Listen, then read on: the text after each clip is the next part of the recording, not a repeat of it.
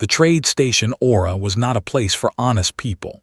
It floated in the dark space between star systems, far from any government or law. Pirates came here to sell stolen goods. Smugglers came here to hide from the authorities. And creatures from 100 different worlds came here to do business that would get them killed anywhere else. Danny Cole had no business being here. He was just a cargo hauler, a simple man who moved supplies between mining colonies in the outer systems. His ship, was old and slow and held together with spare parts and hope. He had come to Aura for one reason only.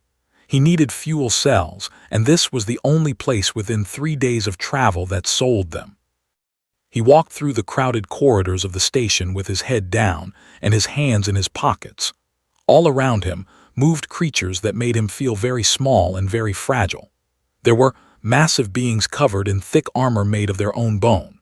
There were thin and pale with large dark eyes that seemed to hold ancient sadness. There were species he did not recognize, things with too many legs or too many eyes or bodies that did not seem to follow the normal rules of biology. Danny was 32 years old. He had brown hair that was always messy and a face that his mother had once called kind. He was not tall. He was not muscular. He looked exactly like what he was, a working man from the Belt colonies who spent his days hauling ore and his nights playing cards with other haulers. He did not look like a fighter. He did not look like a hero. The corridor he walked through passed by the fighting pits, a section of the station where crowds gathered to watch violence for entertainment. Danny could hear the roaring of the crowd through the metal walls. He could smell blood and sweat and fear. He had no intention of stopping. Then he heard the screaming. It was a high sound full of terror. It was the sound of someone young, someone helpless. Danny stopped walking. He told himself it was not his problem. He told himself that getting involved in station business was suicide for an outsider. He told himself that he was just a cargo hauler, not a soldier or a hero. The screaming continued. Danny turned and walked toward the sound. He pushed through a crowd of spectators and found himself at the edge of a large pit dug into the floor of the station. The walls of the pit were high and smooth, impossible to climb. The floor was stained with old blood. Around the edge of the pit stood hundreds of aliens, shouting and waving and placing bets on what they were about to see. 2 large guards were dragging a young toward the pit. The boy could not have been more than 12 years old by human standards. He was crying and struggling, but his thin arms could not break the grip of the massive guards. Around his neck hung a set of debt markers, small metal tags that told everyone who saw them that this child belonged to someone else until his family's debt was paid. In the pit below, a champion waited. His name was, and he was famous even among his own violent species. He stood 7 feet tall and weighed at least 400 pounds. His bone armor was covered with carved symbols, each one representing a kill in the pit. There were 43 symbols, 43 dead opponents. Was smiling as he watched the boy being dragged toward the edge. Danny felt something cold settle in his stomach. He understood what was happening. The boy's family owed money they could not pay. The station masters had taken the boy as payment, and now they were going to throw him into the pit with a killer for the entertainment of the crowd. He should walk away. Every intelligent thought in his head told him to walk away. He was one human alone on a station full of criminals and killers. He had no weapons. He had no armor. He had no friends here who would help him. The guards reached the edge of the pit and lifted the boy to throw him in. Danny moved. He did not make a conscious decision. His body simply acted. One moment he was standing at the edge of the crowd. The next moment he was running forward, pushing aliens out of his way, reaching the guards just as they prepared to release the boy. He grabbed the child around the waist and pulled him back.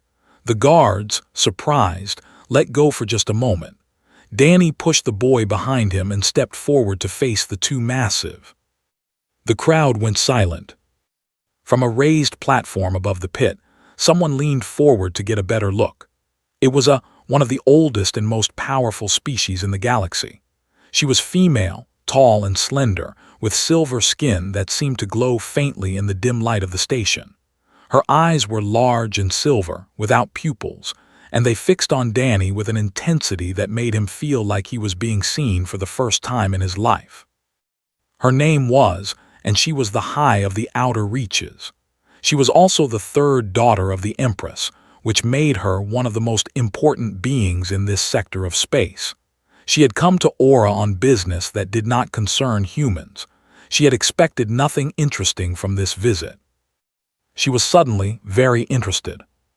The two guards looked at Danny with expressions that might have been amusement. To them, he was nothing.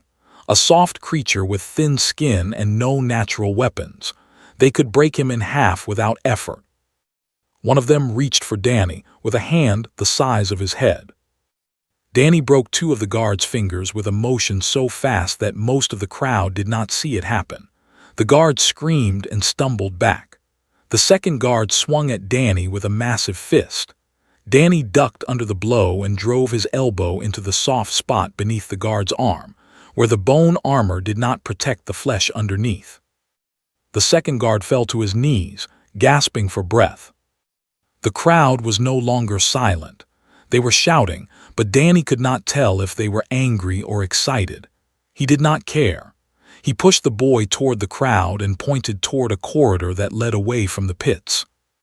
The boy ran.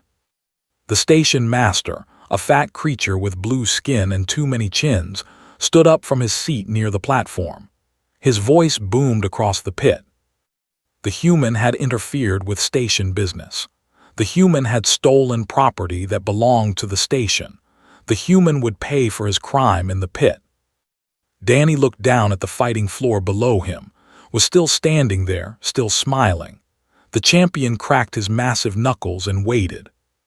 Danny jumped into the pit. He landed hard, his knees bending to absorb the impact. The floor was rough stone, covered with sand to soak up the blood. Was already moving toward him, slow and confident like a predator who knew his prey had no escape. From her platform, set down her ceremonial cup. Her attendants looked at her with concern. They had never seen her show such interest in anything before. She leaned forward, her silver eyes never leaving the human below. The fight was about to begin. Had killed 43 opponents in this pit. He had faced warriors from a dozen different species. He had broken bones and torn flesh and ended lives without ever feeling fear. He was the champion of Aura, undefeated and unstoppable. The human standing before him was small and soft and carried no weapons, almost laughed. This would not even be a fight. This would be an execution. He charged. His fighting style was simple and effective. He used his massive size and strength to overwhelm opponents. He grabbed them, crushed them, broke them apart with his bare hands. No one had ever been fast enough or strong enough to stop him. His fist swung toward Danny's head with enough force to shatter stone. Danny was not there. He had moved to the side at the last moment, so smoothly that it almost looked like he had simply flowed out of the way. His fist hit nothing but air. Before they could recover, Danny was inside his guard, close to his body where those long arms could not reach. Danny's elbow drove into the soft tissue under his arm with precise force. It was the same spot he had hit on the guard above. There was a reason for this. Danny knew things about anatomy that most species did not. He knew that their bone armor had gaps, places where the plates did not connect properly. He knew that these gaps protected nerve clusters and blood vessels. He knew exactly how much force was needed to cause pain without causing permanent damage. He had learned these things over many years. He had learned them because humans had always been students of violence. Roared and swung again. Danny ducked and moved behind him. His foot swept this ankle, not hard enough to knock him down, but hard enough to make him stumble. While was off balance, Danny drove his knee into the back of the champion's leg, right where another gap in the armor exposed a major nerve. His leg buckled. He fell to one knee. The crowd was completely silent now. They had never seen anything like this. They had never seen even touched by an opponent, let alone hurt. And this human, this soft little creature, was making the undefeated champion look slow and clumsy. On her platform, silver eyes were wide. She had lived for over 300 years. She had seen warriors from every corner of the galaxy. She had watched battles that decided the fate of empires, but she had never seen anything quite like this. The human was not stronger than he was not faster in any obvious way, but he moved with a precision that seemed almost supernatural. Every strike landed exactly where it would cause the most damage. Every dodge came at exactly the right moment. It was like watching a dance that had been practiced for 1,000 years. She did not know it yet, but she was witnessing the result of 10,000 years of human martial tradition. On Earth, humans had spent their entire history finding ways to hurt each other. They had developed hundreds of fighting styles, each one refined over generations. They had studied the body and learned every weakness, every pressure point, every way to use an opponent's strength against them. They had created arts with names like boxing and wrestling and judo and karate. They had learned that size and strength were not everything. They had learned that technique and timing could defeat raw power. Danny had grown up in the Belt colonies, where life was hard and fights were common. He had started learning to fight when he was 12 years old, after a group of older boys had beaten him badly for his lunch rations. He had sworn that day that no one would ever hurt him like that again. He had kept that promise. Pushed himself back to his feet, his face twisted with rage. He had never felt pain like this before. He had never faced an opponent who could touch him. His mind could not accept what was happening. He charged again, faster this time, arms spread wide to grab the human and crush him. Danny did not run. He stepped forward directly into the charge. At the last moment, he dropped low and grabbed his leading arm. Using this own momentum, he twisted and pulled, flew through the air and crashed into the wall of the pit with a sound like thunder. The technique was called a shoulder throw. Humans had been using it for thousands of years. It allowed a smaller fighter to defeat a larger opponent by redirecting force rather than opposing it. Danny's instructor, an old man named Pete who had fought in the colony wars, had made him practice it 10,000 times until it became as natural as breathing.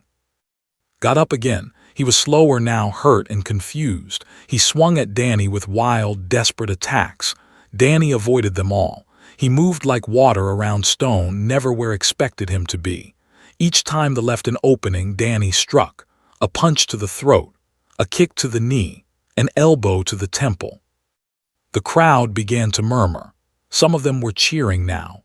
They did not care about the human or they only cared about the spectacle, and this was the greatest spectacle they had ever seen. Danny was bleeding now. Some of his wild swings had connected, opening cuts on his arms and face. His left eye was swelling shut. His ribs ached where a glancing blow had caught him, but he did not stop. He could not stop. If he stopped, he would die. Humans had another gift that other species did not fully understand. They could endure. They could push through pain that would incapacitate other creatures.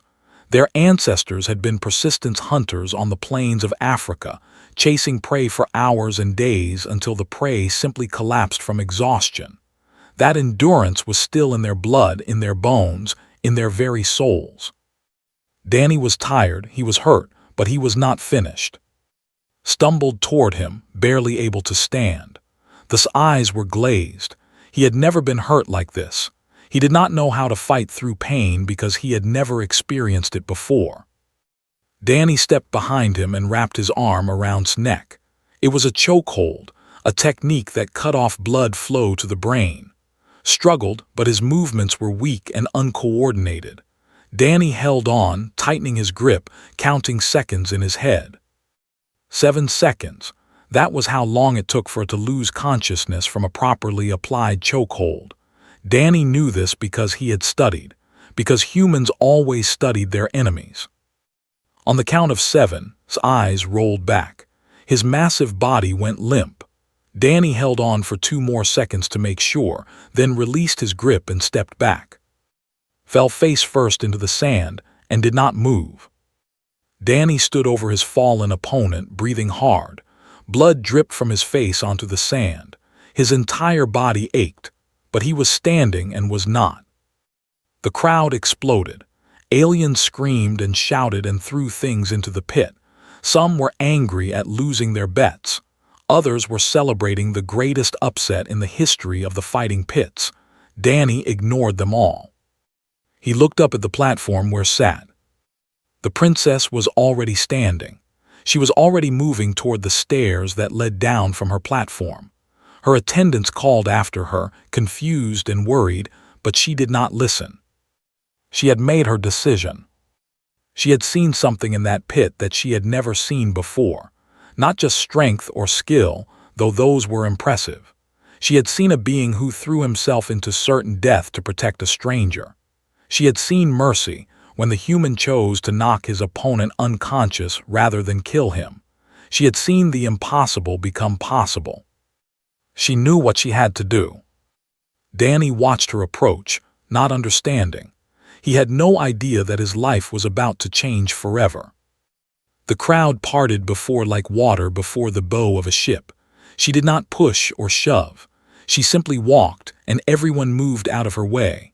That was the power of being the daughter of an empress. Her attendants followed behind her, 6 of them in matching silver robes. They were nervous. The High never did things like this. She never left her platform during public events. She never approached common fighters in dirty pits. Something was happening that they did not understand. Danny watched her come. He was still standing in the pit, covered in blood and sand, his body screaming with pain. He did not know who this silver-skinned woman was, but he could tell she was important.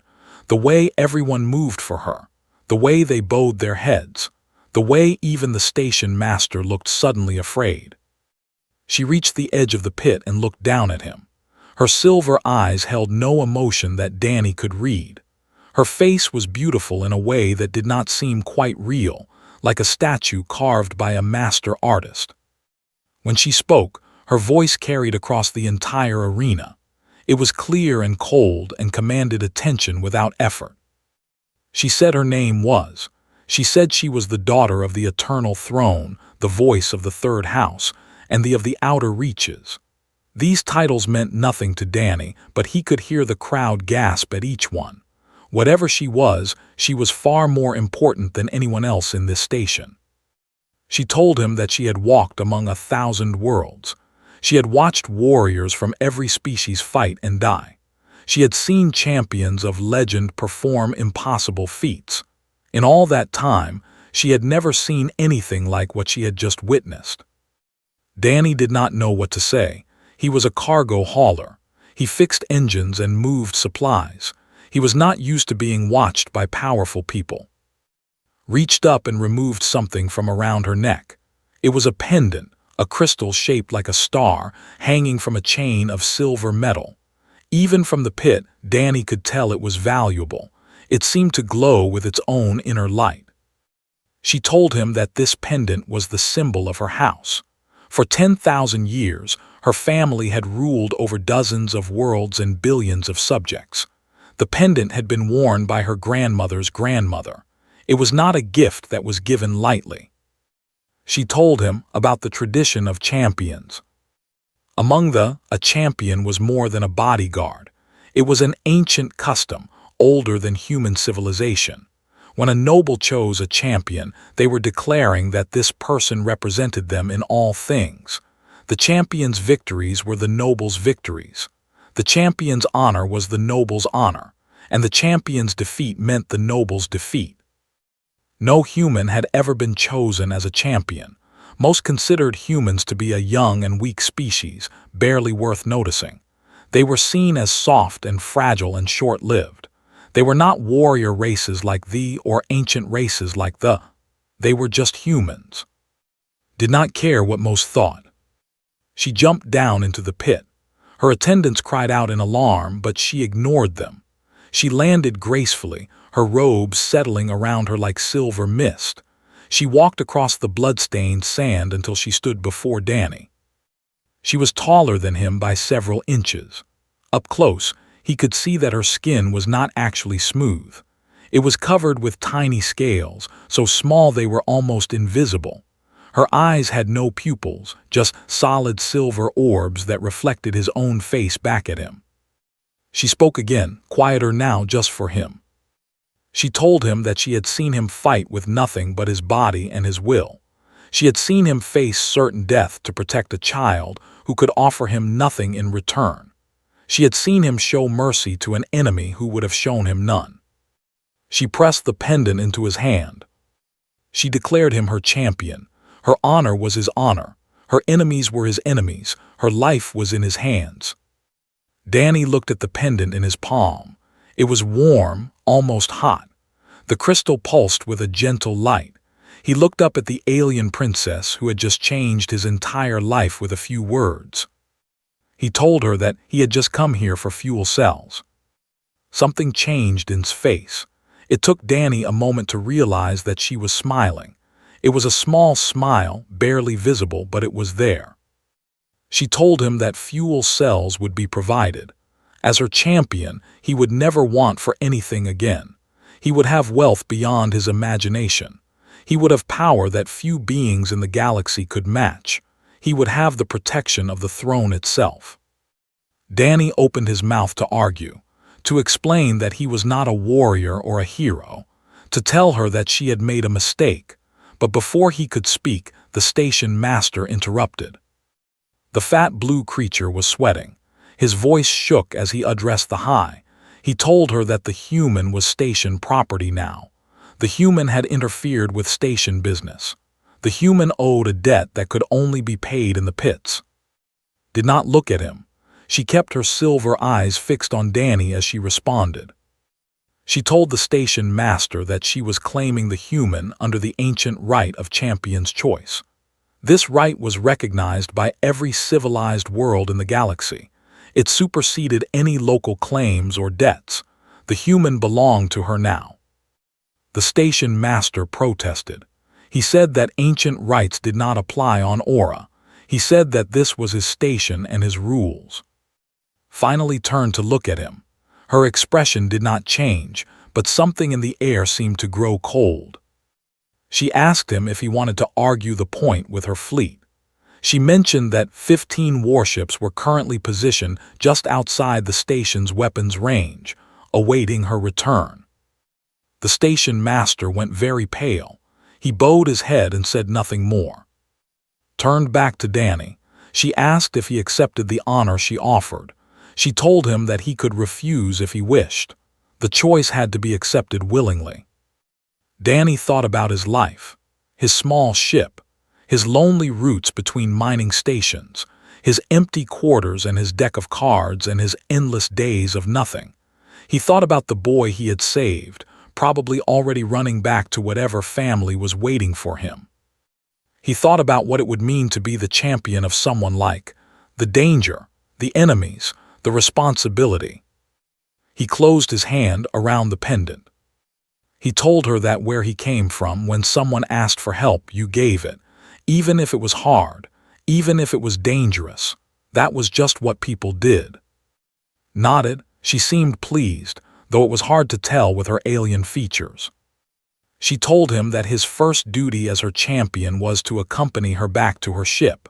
She had business to conclude in this sector, and then they would travel to Prime. There was much he needed to learn about his new role.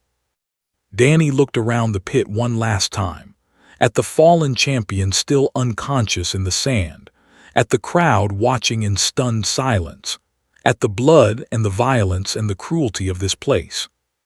He followed the princess out of the pit. He did not look back. The first assassination attempt came 3 days after Danny became champion. He was walking through the lower corridors of ship, the Silver Throne, when I emerged from a maintenance hatch. The assassin was smaller than but faster, and the blade in his hand was coated with poison that could kill a human in seconds. Danny broke the assassin's wrist before the blade could touch him.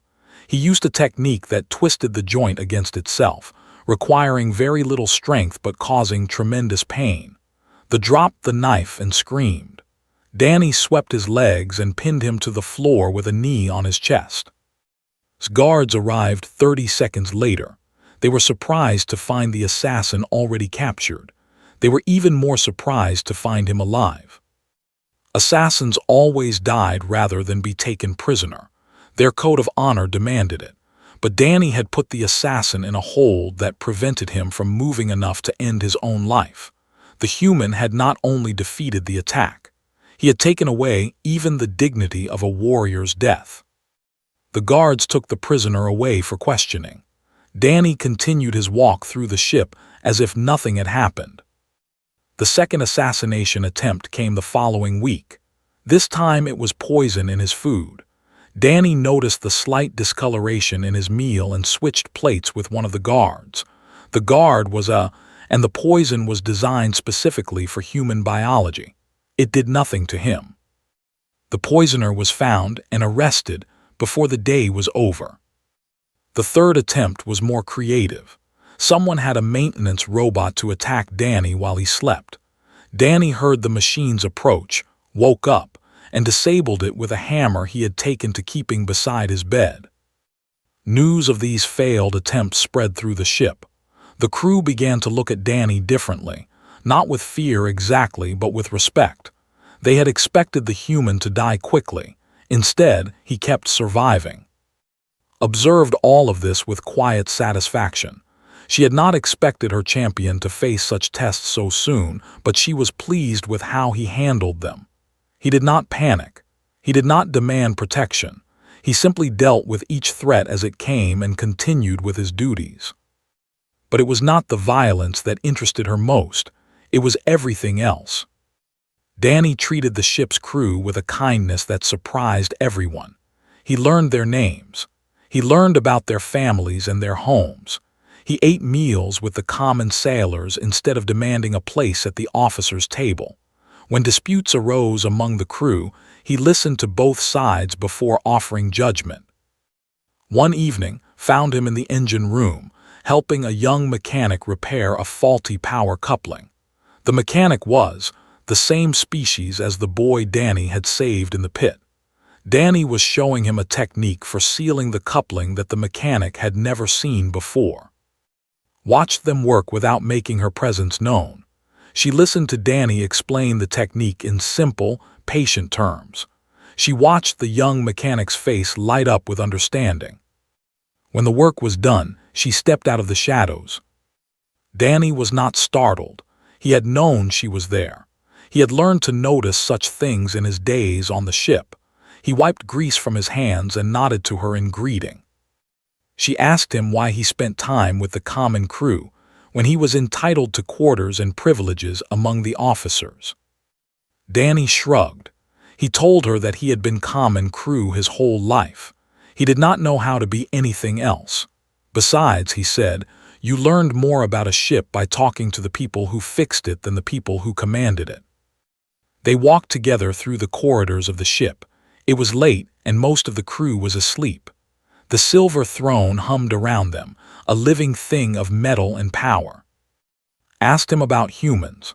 She said that her people considered them a young species, primitive and weak. She had believed this herself until she watched him fight in the pit. Danny told her that humans were weak in many ways. They were not as strong as or as long-lived as They had no natural armor or weapons. They died easily from things that other species could survive. But he told her that weakness had made humans clever. When you could not win through strength, you had to win through intelligence. You had to study your enemies. You had to find their weaknesses. You had to develop techniques that turned their strength against them. He told her about Earth's history, about the endless wars and conflicts, about the martial arts that had been developed over thousands of years, about the philosophy that had grown alongside the violence, the codes of honor and mercy that separated warriors from murderers. Listened without interrupting. When he finished, she was quiet for a long moment. She told him that they had forgotten what it was like to be weak. They had been powerful for so long that they had grown complacent. Perhaps that was why their empire was crumbling at the edges. Perhaps that was why her enemies grew bolder every year. Danny asked about her enemies. Silver's eyes darkened. She told him about the factions within the empire that wanted her removed from power. She told him about the collective, who hated her for stripping their slave-trading rights in 3 systems. She told him about the grand summit that was approaching, where representatives from 200 species would gather on Prime to discuss the future of the quadrant. She told him that her enemies would use the summit to move against her. They would try to kill her or disgrace her or find some way to remove her from her position. The summit's traditions would limit what protection she could have. There were places even champions could not go. Danny was quiet for a while, thinking. He asked her why she had chosen him. Not the official reason, the tradition and the honor and all of that. The real reason. Stopped walking, she turned to face him. She told him that she had chosen him because he had jumped into a pit to save a child he did not know. She had chosen him because he had shown mercy to an enemy who would have shown him none. She had chosen him because when she looked at him, she saw something she had not seen in a very long time. She saw hope. Danny did not know what to say to that. He was a cargo hauler from the Belt Colonies. He had no idea how to be hope for anyone. But he had made a promise when he accepted the pendant. He had sworn to protect with his life. He intended to keep that promise, even if it killed him. He told her that the summit would be dangerous. He told her that her enemies would try things they had never tried before. He told her that he could not guarantee her safety. But he told her that he would do everything in his power to see her through it. He would watch and learn and prepare. And when the moment came, he would be ready. Reached out and touched his face. Her fingers were cool against his skin, and he could feel the tiny scales that covered her palm. She told him that she had chosen better than she knew. Prime was the most beautiful world Danny had ever seen. Its cities floated on clouds of silver mist. Its towers stretched toward the sky like fingers reaching for the stars. Everything was elegant and ancient and spoke of a civilization that had existed for longer than humans had been walking upright. The Grand Summit was held in the Hall of Ancients, a building that was older than human civilization. Its walls were covered with the names of every ruler who had ever lived. Its floor was made of stone that had been walked upon by beings whose names were legend. 200 species sent representatives to the summit.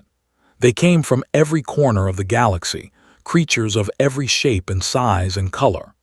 They came to negotiate treaties and settle disputes and decide the fate of trillions of lives. The summit lasted for 3 days, and every moment was watched by cameras that broadcast to every inhabited world. Danny was not allowed in most of the summit's ceremonies. He was a champion, but he was still human, and humans were not considered important enough to witness sacred traditions. He spent most of his time in the outer halls, watching the representatives come and go, learning their faces and their movements. He had studied everything he could about enemies. He knew which factions wanted her dead and which merely wanted her removed from power. He knew which species could be trusted and which would sell their mothers for the right price. He knew that something would happen during the summit. He just did not know when. The moment came on the 3rd day, during the ceremony of unity. This was the most sacred moment of the summit. Each high was required to walk alone across the Hall of Ancients from one end to the other as a symbol of peace and trust. No weapons were permitted in the hall during this ceremony. No guards, no champions. Had warned Danny about this. She had told him that the traditions were absolute and could not be broken. If she tried to bring him with her, it would be seen as a violation that could cost her everything she had worked for. Danny had nodded and said he understood. He had not said that he intended to follow the rules. Began her walk at noon, when the sun shone directly through the crystal ceiling of the hall and filled the space with golden light. She wore ceremonial robes of silver and white. Her head was held high. She walked with the grace of someone who had been trained from birth to be watched by billions. She was halfway across the hall when the assassins appeared. They emerged from hidden alcoves built into the walls, 12 of them, drawn from 3 different species. They carried ceremonial blades, the only weapons permitted in the sacred space. They moved in perfect coordination, surrounding before anyone could react. The assembled dignitaries gasped. The cameras broadcast the scene to every corner of the galaxy. Stood alone in the center of 12 killers, her face calm despite the death that surrounded her. The lead assassin raised his blade. He said that the third house would fall today. He said that new powers would rise to take its place. He said that the human champion would find his mistress's body waiting for him when the ceremony was done.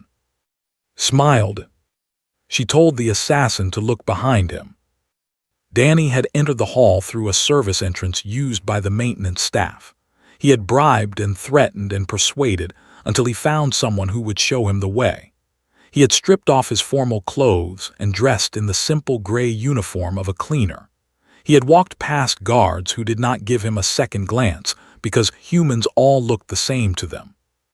He stood behind the assassins now, his hands empty and raised. The lead assassin laughed. He said that one unarmed human could not stop 12 trained killers. Danny did not argue with him. He simply attacked. The fight that followed was broadcast live to every inhabited world in the galaxy. Trillions of beings watched as a single human faced 12 armed opponents in the most sacred space in civilization. Danny moved like nothing anyone had ever seen. He flowed between the assassins like water through rocks. He used their own momentum against them, redirecting attacks and turning enemies into obstacles for each other. He fought with hands and elbows and knees, with throws and locks and strikes that seemed to come from everywhere at once. The first assassin fell when Danny caught his blade arm and twisted, dislocating the shoulder and sending the weapon clattering across the ancient stones. The second fell to a kick that buckled his knee. The third and fourth went down together when Danny grabbed one and threw him into the other. The assassins tried to coordinate their attacks, but Danny never let them. He kept moving, kept striking, never staying in one place long enough to be surrounded. When they swung at him, he was not there. When they tried to grab him, he slipped away and hurt them for trying. He was bleeding from a dozen cuts. One of the blades had sliced across his forearm and another had grazed his side. His body screamed with pain from the exertion, but he did not stop. He could not stop. The techniques he used were thousands of years old. They had been developed by humans who had nothing but their bodies to fight with. They had been refined through generations of practice and study and real combat. They represented the accumulated knowledge of a species that had spent its entire history learning how to survive against stronger opponents. The 9th assassin fell, the 10th, the 11th. The last assassin standing was the leader, a warrior who had killed more beings than Danny had met in his entire life. He looked at the human with something like fear in his eyes. Danny was barely standing. He had lost blood. He had cracked at least 2 ribs. One of his eyes was swollen shut, but he raised his fists and faced the last enemy. The charged with desperate fury. Danny the attack and caught the assassin's arm. He used the momentum to throw to the ground. Before the assassin could rise, Danny was on him, his arm wrapped around the thick neck in a chokehold. The struggle, Danny held on, 7 seconds, 8, 9. The assassin went limp. Danny released him and stepped back. He was swaying on his feet. The ancient stones beneath him were stained with his blood, but he was standing and all 12 assassins were not. The hall was completely silent. The dignitaries stared. The cameras broadcast his image to the galaxy. Walked to where Danny stood. She did not seem to notice the unconscious bodies around her. She did not seem to care about the watching cameras or the shocked dignitaries. She knelt beside her champion. The act sent a ripple of shock through the watching. A noble of the third house did not kneel for anyone. It was unthinkable. It was unprecedented. She asked him why. Why had he risked everything to save her? Why had he broken sacred law and faced certain death for someone he barely knew? Danny looked at her with his one good eye. He managed to smile despite the pain. He told her that where he came from, when someone put their trust in you, you did not let them down, even if it was hard, even if it was dangerous, even if it meant breaking rules that had stood for 10,000 years. That was just what humans did. Took his hand, her silver fingers wrapped around his bloody ones. She told him that she had chosen better than she knew. In the years that followed, the legend of Danny Cole spread across the galaxy. The footage of the fight in the Hall of Ancients was watched billions of times. Humans were no longer seen as a weak and primitive species. They were seen as something far more dangerous, a people who could be kind and merciful, but who would fight to the death for those they had sworn to protect. Other nobles began seeking human champions. They sent representatives to human worlds, searching for individuals who had that same combination of skill and honor and determination. They found no shortage of volunteers. Humans, it turned out, had always been protectors at heart. Danny stayed with. He served as her champion for many years, defending her against enemies and advising her in matters of strategy and honor. Some said that they became more than princess and champion, though neither of them ever confirmed such rumors. What mattered was that they trusted each other. What mattered was that when darkness came, they stood together against it. And that was enough.